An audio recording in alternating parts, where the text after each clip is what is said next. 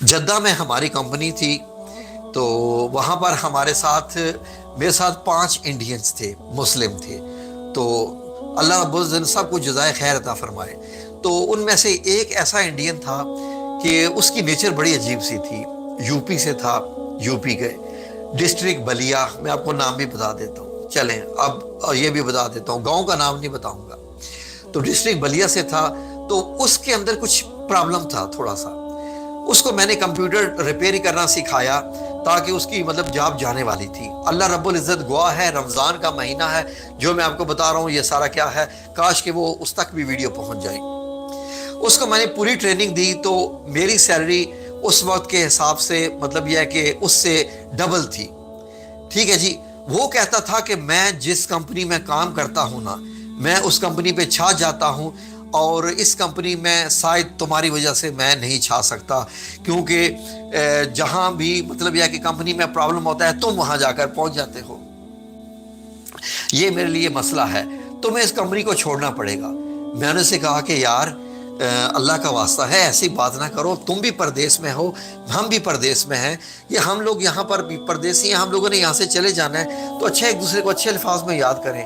نہیں، تمہیں چھوڑ کے جانا پڑے گا، بس تمہاری وجہ سے یہ سب کچھ ہو رہا ہے۔ میرے سارے رشتہ دار تھے وہ تم نے مجھ سے چھین لیے۔ اب چھین کیسے لیے کہ میں اس کے تمام رشتہ دار جب ملنے آتے تھے نا، تو میں ان کے ساتھ اخلاق کے ساتھ اٹھتا بیٹھتا، ان کو سرو کرتا وغیرہ وغیرہ، اتنی ان کو میں عزت دیتا تھا کہ وہ میرے زیادہ رشتہ دار بن گئے، اس کے کام ہو گئے۔ وہ کہتا ہے شاید تم نے رشتہ دار بھی میرے چھین لیے، تم نے جو ہے وہ آفس میں تم مجھے بڑھنے نہیں دے رہے، تو تمہیں یہ کمپنی چھوڑ کے بھاگنا پڑے گا۔ میں نے کہا یار ایسا نہ کرو پلیز، اللہ کا واسطہ ہے، مل جل کر رہتے ہیں، 5 سال سے تم نے میری زندگی بھی عذاب بنائی ہوئی ہے، اور تم یہ کرتے ہو، تو تم یار ایسے تم کیا چیز ہو یار، تمہیں میرا اخلاق تمہیں سمجھ نہیں آ رہا۔ کہتے ہیں یار تم مجھے یہ مت کہا کرو کہ چیز ہو، میں چیز ہی کچھ اور ہوں، میں تم میری جیسے وہ بھوجپوری تھا نا، تو وہ کہتا تھا کہ تم مجھے نہیں سمجھ سکتے۔ بس میں نے کہا دیکھو، نہ تو میں کمپنی میں فراڈ کرتا ہوں، نہ دھوکہ کرتا ہوں، نہ کچھ کرتا ہوں، تو میں پھر کیوں بھاگوں گا؟ میں کہتا ہے میں کچھ ایسا کروں گا کہ تمہیں بھاگنا پڑ جائے گا۔ میں نے کہا ٹھیک ہے، جو تمہیں کرنا ہے کر لو۔ اللہ رب العزت نے کیا کیا کہ ایک کمپنی میں نیا ڈرائیور آیا، اس ڈرائیور نے اور اس انڈین نے دونوں نے مل کے کمپنی میں گپلا کیا، کمپنی کے کچھ کمپیوٹرز وغیرہ تھے وہ بیچے، سامان بیچا، کچھ ریپیئرنگ کرواتے تھے، ریپیئرنگ میں بھی انہوں نے گپلا کیا اور اس میں سے پیسے مارے۔ اب اس ڈرائیور نے اس انڈین سے کہا، یورک ایسڈ کا بتاتا ہوں، اس ڈرائیور نے اس انڈین سے کہا کہ مجھے بھی حصہ دو، میں بھی اس میں شامل ہوں زیادہ۔ اس نے کہا کیوں میں تمہیں زیادہ حصہ دوں؟ دونوں میں ہو گیا جھگڑا۔ اللہ رب العزت کی دیکھیں کہ جب اللہ رب العزت نے کسی کی غیبی مدد کرنی ہو کرنا تو کیا ہوتا ہے۔ اس نے مجھے 7 دن دیے ہوئے تھے، دونوں میں جھگڑا ہوا، تو اس ڈرائیور نے جا کے ساری کی ساری حقیقت بتا دی کمپنی کے مالک کو کہ یہ جو صاحب ہیں یہ پوری مال چوری کرتے ہیں، انہوں نے یہ پروجیکٹر ٹھیک کروایا، اتنے پیسے مارے ہیں، تو یہ چور ہے۔ کمپنی کا مالک آ گیا آفس میں، میرے سامنے اس نے تھپڑ مارے اس بندے کو، اس انڈین کو، جس نے مجھے 7 دن کا موقع دیا تھا، 7 دن کا، اس کو تھپڑ پڑے اور مجھے شرم آ گئی۔ میں نے کہا یا اللہ، یہ رات کو 2 دن پہلے اس نے مجھے الٹیمیٹم دیا تھا، دھمکی دی تھی کہ شاید تم یہاں سے بھاگ جاؤ، یہاں سے بھاگ جاؤ، اور اب مطلب میرے سامنے اس کو تھپڑ پا رہے ہیں، مجھے بڑی شرم آئی۔ میں نے کہا یا اللہ، اس کو رحم اور اس کو ہدایت نصیب کر دے۔ اب کیا ہوا کہ جو مجھے مطلب اتنا 5 سال سے جس نے مجھے تانگ کیا ہوا تھا، 5 سال سے، اب رات کو میں کمرے میں سویا ہوں، ایک دم کمپنی والوں نے اسے کہا تھا کہ کل ہم تمہیں تھانے میں لے کے جائیں گے، تو تم وہاں پر بتاؤ گے کہ تم نے آج تک کتنا کتنا مال کھایا ہے، وہ ہم تو اس سے واپس لیں گے، کتنا تم نے مال بیچا ہے کمپنی کا۔ اب وہ رات کو رونے لگ پڑا، دروازہ کھٹکھٹا کے میرے کمرے میں آ گیا، ہم لوگ اپنے اپنے کمرے میں رہتے تھے۔ اللہ رب العزت کی قسم، میں کرسی پہ بیٹھا ہوا تھا، میرے قدموں میں آ کے بیٹھ گیا۔ اللہ رب العزت کی قسم، وہ میرا رب جو آپ کے اور میرے بیچ میں اس وقت بھی جو شاہد ہے، جو گواہ ہے، جو ہر وقت موجود ہے، میرے قدموں میں آ کے بیٹھ کے کہتا ہے، رونے لگ پڑا، شاہد بھائی مجھے بچا لیجیے، یہ اس کا، شاہد بھائی مجھے بچا لیجیے۔ میں نے کہا میں کیسے بچاؤں تمہیں، میں نے تو تمہارے خلاف کچھ نہیں کیا۔ کہتا ہے آپ نے کچھ نہیں کیا، آپ مجھے بچا سکتے ہیں۔ میں نے کہا یار میں تمہیں کیسے بچا سکتا ہوں، یہ تمہارا اور کمپنی کا معاملہ ہے کہ کمپنی تمہیں کل تھانے لے کے جا رہی ہے، میرا اس میں کیا معاملہ ہے۔ تو غور سے سنیے، یہ معاملہ آپ لوگوں کو بڑا کچھ سکھا دے گا، اس سے آپ بھی سبق سیکھیے۔ تو کہتا ہے میں کمپنی سے بھاگنے لگا ہوں، میں کمپنی سے بھاگنے لگا ہوں، تو پلیز آپ ابھی کمپنی میں فون مت کیجیے گا کہ میں کہاں گیا ہوں۔ میں ترحیل کے ذریعے، ترحیل کہتی ہے کہ اپنے آپ کو حکومت میں پیش کر دینا کہ میرا پاسپورٹ گم ہو گیا، میں عمرے کے لیے آیا ہوا تھا، تو سعودیہ والے پھر وہ جہاز پہ چڑھا کے بھیج دیتے ہوتے ہیں۔ سعودیہ میں یہ نظام ہوتا ہے۔ کہتے ہیں میں ترحیل سے جا رہا ہوں تو آپ نے بتانا نہیں ہے کسی کو۔ میں نے کہا تو جان تیرا کام جانے، لیکن یہ ہے کہ میں جو ہے نا وہ تمہارے خلاف کبھی بھی نہیں تھا، میں نے تمہارے لیے ہمیشہ کوشش کی، تمہیں میں نے سکھایا، لیکن تم نے ہمیشہ، لیکن چلو ڈونٹ وری، میں مطلب یہ ہے کہ کمپنی مجھ سے پوچھے گی تو میں کہوں گا کہ اللہ جانتا ہے، وہ جانتا ہے، آپ خود اسے ڈھونڈ لو، مجھے نہیں پتا۔ ٹھیک ہے جی۔ وہ ڈسٹرکٹ بلیا سے تھا۔ تو کیا ہوا کہ وہ رات کو جب جانے لگا نا تو اس نے اپنا پیک کیا سامان، تو سامان پیک کیا، تو میں نے کہا یار میں آپ کو ایک گفٹ دینا چاہتا ہوں۔ میں نے اس کا نام لیا، میں نے اس سے کہا یار میں تمہیں ایک گفٹ دینا چاہتا ہوں۔ کہتے ہیں کیا؟ میرے پاس تھی یہ والی تفسیر ابن کثیر، قرآن پاک تفسیر، میں نے اس کو وہ کتابوں کا سیٹ دیا۔ میں نے کہا جتنی دیر تم گورنمنٹ کے رہو گے نا یہ کتاب پڑھو، قرآن پاک پڑھو۔ تم مجھے کہتے تھو نا کہ تم مجھے ہمیشہ اخلاق کی مار مارتے ہو، جی فیض النساء میں بتاتا ہوں، تم مجھے اخلاق کی مار مارتے ہو، تو یہ تفسیر ابن کثیر تمہیں پڑھو گے تو تمہیں پتہ چلے گا کہ جب آپ اخلاق سے رہتے ہیں نا، اور جب آپ اللہ رب العزت سے آپ جڑ کر رہتے ہیں اور اللہ رب العزت سے ہی مدد مانگتے ہیں، تو اللہ کیسے مدد فرماتا ہے۔ اس لیے تو اس کو میں تفسیر ابن کثیر دی اور وہ بھاگ گیا، بھاگ کے وہ انڈیا پہنچ گیا۔ ٹھیک ہے جی۔ کمپنی والوں نے اس کے دوستوں یاروں سے جب رابطہ کیا کہ وہ کہاں گیا، بندہ مل نہیں رہا، تو انہوں نے بتایا کہ جناب وہ تو اپنے گھر انڈیا پہنچ چکا ہے۔ تو کمپنی کا مالک میرے پاس آیا۔ اب غور سے سنیے، اللہ جب ملتا ہے تو کیسے ملتا ہے اور کیا ہوتا ہے۔ یہ واقعہ جس نے مرتے دم تک میری زندگی بدل کے رکھ دی ہے، وہ دن کمپنی کا مالک میرے پاس آیا ہے، کہتا ہے شاہد یہ ٹیلی فون نمبر ہے اس بندے کا انڈیا کا، اور یہ ہے 100 ریال، جاؤ اس سے فون کرو، یہ 100 ریال اس کال کا ہے، اور اس کے گھر میں کال کر کے اس کے ماں باپ کو گالی دینی ہے اور ماں باپ کو بتانا ہے کہ تمہارا بیٹا چور تھا، یہاں پر چوری کرتا رہا ہے، آپ لوگوں کو حرام کا مال کھلاتا رہا ہے، اس لیے جو ہے تم لوگوں نے آج تک حرام کا مال کھایا ہے، اور بھی جتنی مرضی گالیاں دینی ہو تو وہ دینا۔ میں نے کمپنی کے مالک سے کہا سوری میں یہ کال نہیں کروں گا۔ کہتے ہیں کیوں؟ میں نے کہا کہ نہیں۔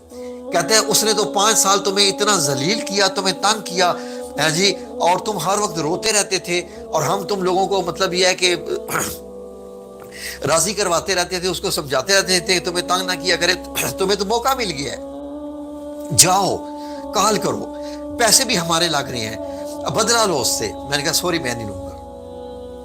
کمپنی کا مالک مجھے کہتا ہے کہ اگر تم یہ کال نہیں کرو گے تو میں تمہیں کمپنی سے نکال دوں گا۔ میں نے کہا سو واٹ، نو پرابلم، حسبنا اللہ و نعم الوکیل۔ میں نے اس وقت یہ آیت پڑھی، حسبنا اللہ و نعم الوکیل۔ جی میں نے کہا نکال دو کمپنی سے، لیکن میں یہ کام نہیں کروں گا۔ کہتے ہیں کیوں؟ وجہ بتاؤ۔ میں نے کہا مجھے اللہ سے ڈر لگتا ہے، مجھے اللہ سے ڈر لگتا ہے۔ اب وہ خاموش ہو گیا، اب وہ سمجھ گیا کہ یہ معاملہ کیا ہے، کہ یہ اللہ سے یہ کیوں نہیں کر رہا، کیونکہ آج یہ وقت اس پہ ہے تو کل یہ وقت میرے پہ آ سکتا ہے۔ جب اس نے مجھے 7 دن کا وقفہ دیا تھا کہ کمپنی سے بھاگ جاؤ، اور وہ 3 دن میں خود چھوڑ کے بھاگ گیا، جب اللہ رب العزت نے میرا بدلہ اس سے لے لیا تو میں وہ کال کر کے اس سے بدلہ میں کیوں لوں؟ میں نے یہ کہا کہ جب میرے اللہ نے ایک کام کر لیا تو میں بدلہ کیوں لوں؟ میرے نبی کریم صلی اللہ علیہ وسلم نے تو اپنے چچا کے قاتلوں کو بھی معاف کر دیا تھا، سب مکہ المکرمہ والوں کو بھی معاف کر دیا تھا، تو پھر میں کیوں نہ معاف کروں؟ اس دن یقین کریں کہ میں گھر آیا، میں نے مصلی بچھایا، اور نبی کریم صلی اللہ علیہ وسلم پہ درود پاک پڑھنے کے بعد میں نے کچھ سنت ادا کرنا شروع کر دی، کچھ نوافل پڑھنا شروع کر دیے، اور نفل پڑھنے کے دوران اب میں گھر آیا ہوں۔ کمپنی کے مالک اچھا ٹھیک ہے no problem, it's okay, sorry معاف کرنا، میں سمجھا نہیں تھا کہ تم نے یہ کیوں کہا ہے کہ میں یہ کال نہیں کروں گا۔ اس نے پھر اسی ڈرائیور کو پیسے دیے، اس ڈرائیور نے جا کے کال کی اور وہ گالی شالی دے کے آیا۔ میں نوافل پڑھ رہا تھا کہ میرے سینے میں دل نے دھڑکنا شروع کر دیا، تیز تیز۔ مجھے ایسے لگا کہ جیسے میرے چہرے پہ ہوائیاں پھیر رہی ہیں، دل کی دھڑکن تیز ہوگی اور مجھے ہچکیاں لگ گئی، رکت طاری ہوگی۔ میں نے اتنا رونا شروع کر دیا، اتنا رونا شروع کر دیا، اور رمضان کے دن تھے، رمضان المبارک کے دن تھے، اور مجھے سمجھ نہیں آ رہی تھی کہ میں رو کیوں رہا ہوں، کس وجہ سے اتنا رونا شروع کر دیا کہ میری آواز کمرے کے اندر پھیل گئی، اور میں رو رو کے کہ یا رب العزت تو کیسے اپنے بندوں کی مدد کرتا ہے، کس طریقے سے مدد کرتا ہے، یا رب العزت تو نے یہ کیا ساری حکمت اور تدبیر کی کہ جو بندہ مجھے 7 دن کا ٹائم دے کے گیا تھا کہ کمپنی سے بھاگ جاؤ، وہ 3 دن میں بھاگ گیا۔ یا رب العزت تو واقعی اتنا قریب ہے، آج میں نے تجھے، پہلے بھی میں نے تجھے اتنی قریب دیکھا، اور آج تو جیسے مجھ میں آ گیا ہے۔ اور اس کے بعد یقین کریں کہ میں وہیں مصلے پہ لیٹا، اور تھوڑی دیر کے بعد سجدے میں گئے ہوئے کہ جب مجھے اپنے اوپر وزن محسوس ہوا، میرا کمرہ پورا کا پورا روشن ہو گیا، اور اتنا روشن ہو گیا کہ مجھے لگ گیا کہ کچھ معاملہ اور ہو گیا ہے، یہ معاملہ کچھ اور ہو چکا ہے۔ اور اسی وقت ہی مجھے ایک دم غیبی آواز آئی کہ اللہ رب العزت آئے ہوئے ہیں، اللہ رب العزت آئے ہوئے ہیں۔ تو اس وقت رمضان کی راتوں کی میں آپ کو بات بتا رہا ہوں، اور اس کے بعد پھر میں نے کہا کہ کیونکہ میں ایسے دائیں بائیں آنکھ سے دیکھ رہا تھا، میرا کمرہ فل روشن تھا، اتنا روشن تھا کہ مجھے کمرے کی دیواریں نہیں نظر آ رہی تھی سوائے روشنی کے علاوہ۔ تو میرے ذہن میں یہ آیا کہ اگر اللہ رب العزت آئے ہوئے ہیں تو اس کا تقاضا تو یہی ہے کہ سجدے سے سر مت اٹھاؤ، سجدے سے سر مت اٹھاؤ۔ وہ میری زندگی کا ایسا وقت، یقین کرے کہ مجھے اس دن پتا چلا کہ آج کے بعد سے اللہ رب العزت میرے ساتھ ہے۔ اب میری بیگم یقین کریں کہ مجھ سے ڈرتی رہتی ہے، کبھی کوئی واقعہ ہو جائے نا، تو اگر میں یہ کہہ دوں نا کہ ان کے ساتھ ایسا کام اب ہو جائے گا، ہو جاتا ہے۔ میری بیگم کہتی ہے کہ آپ ایسے لفظ مت بولا کریں، کیونکہ جو آپ بولتے ہیں وہ کام ہو جاتا ہے۔ کچھ شادی ہوئی ہمارے جاننے والوں میں، دور دراز میں شادی ہوئی، تو انہوں نے ہمیں بڑا اگنور کیا، بڑے برے طریقے سے، ہمیں بڑا دکھ لگا کہ انہوں نے ہمیں اگنور کیا ہے جی۔ تو نہ جانے نہ انجانے میں تو میرے دل میں دکھ ہوا۔ میں نے کہا اندازہ کرو، کیا ہم اگر جاتے تو ہم دعا ہی دیتے نا، کیا ہمارے نہ جانے سے اب وہ بس جائیں گے کہ انہوں نے ہمیں نہیں انوائٹ کیا؟ یقین کریں کہ اب میں آپ کو کیا بتاؤں آگے۔ اس کے بعد سے مطلب یہ ہے کہ دعاؤں کا اور بد دعاؤں کا دونوں کے معاملات ایسے شروع ہو گئے کہ مجھے اب اپنے آپ سے ڈر لگتا ہے، یہ معاملے ایسے ہیں۔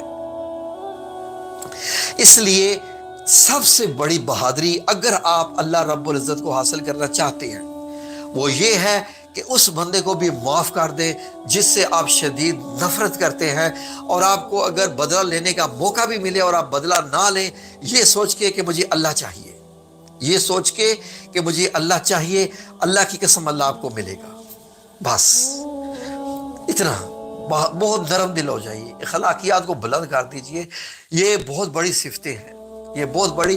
اور اللہ رب العزت آپ کی شکلوں کو نہیں دیکھتا، اللہ رب العزت آپ کی داڑھی کو نہیں دیکھتا۔ کوئی دنیا کا بندہ مجھے ثابت کر دے وہ کہے کہ اللہ رب العزت شکلوں کو دیکھتا ہے، وہ بڑے بڑے اماموں کو دیکھتا ہے، وہ یہ جو بڑے بڑے لمبے لباس پہنے ہوتے ہیں وہ دیکھتا ہے۔